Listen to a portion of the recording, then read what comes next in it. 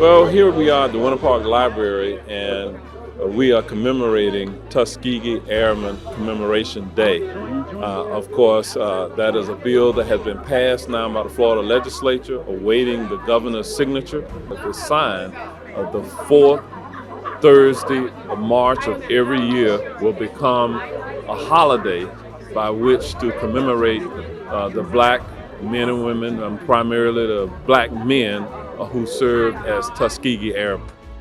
My father, Daniel, was a navigator, a bombardier, and a pilot. He was one of the 3 black officers during World War II to receive all 3 ratings, which was, as you know, extremely rare in the military.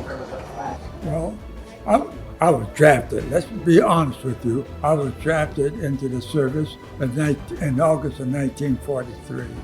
And after being drafted, I was sent to Field, Mississippi for 2 months of basic training.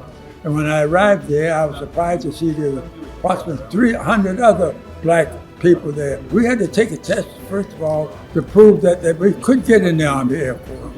Then after we got into the Army Air Force, we had to take another test to see if we qualified to become trained to become pilots. The first test was a psychological test. It was a multiple choice test and it lasted 8 hours. The second part of the test only lasted 4 hours. And of the 10% of us that was finally chosen, I would say approximately a little over 80% of us made it all the way through. When I went in first, I was sent to navigation training. And I was glad to say that when we arrived at Hondo to train to be navigators, all our instructors who were white had only one goal in mind, that we be the best of the best. And records will show that our class had the highest academic record of any class that went through Hondo, black or white. And our class was the only class that graduated 100%. All the other classes graduated around 80%. The Tuskegee Airmen were community gentlemen of various levels of education. When the opportunity came out to have African Americans as pilots and, of course, support. So doctors, nurses, mechanics. Richard Hall is our chapter's namesake, was one of the mechanics during World War II on the P-51 and the other aircraft. He, like many others of the Tuskegee Airmen, especially the ones from Florida, not only served in World War II, but he also served in Korea and the Vietnam conflict. Along with Richard Hall, another notable Tuskegee Airman, which is also in the bill that we celebrate, is a gentleman by the name of Robert Hughes. Robert Hughes, also from Florida, was one of the instructor pilots. So at the time, the only licensed pilots were white, and he was one of the few that willingly and in fact encouraged the school. And he taught a considerable number of the Tuskegee Airmen pilots. One of the stories I've heard him tell is that he understood what prejudice was about and segregation, because while he was able to teach and they had a little room that he could have lunch in, every morning they bussed him in from the white part of town, whites only. He had to be bussed in, and at the end of the day they bussed him out, which he felt was a major inconvenience. He felt, why don't I just stay where my job is? And then he's continued that story in a relationship with quite a few of the Tuskegee Airmen throughout that time.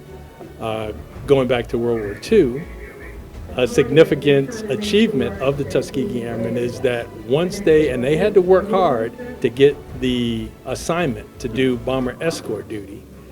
And when they did that, they became known as one of the first fighter groups to bring all of the bombers back that went out.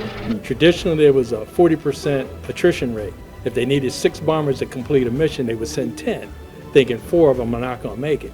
But with the Tuskegee Airmen, one of the things, for better or worse, is they not only flew in, completed their mission, but they'd hit a couple side missions on the way out because they still had ammunition. We have a mission, which again is a few minutes to talk about the legacy of the Tuskegee Airmen and to talk about the future. There was approximately 19,000 individuals who studied at Tuskegee Institute in Alabama, learning to be airmen. Many of them were pilots who served during World War II, and so there are a few who are still alive today, and so those who are still alive, we celebrate them. Those who have passed on, we honor them. And so I have the greatest admiration for the men and women who served in our armed forces. But these individuals were extraordinary individuals who entered the United States military at a time during segregation, where the military and armed forces were segregated. And these were the first individuals who were black who became pilots in our military. And so we honor them. You can see that black officers were being really challenged to fight in the war. I mean, you were fighting at home in order to be able to fight for your country at that time, correct? Yes. Mm-hmm. Thank you for your service. Thank you for remembering us. I'm really surprised that you remembered after all these years.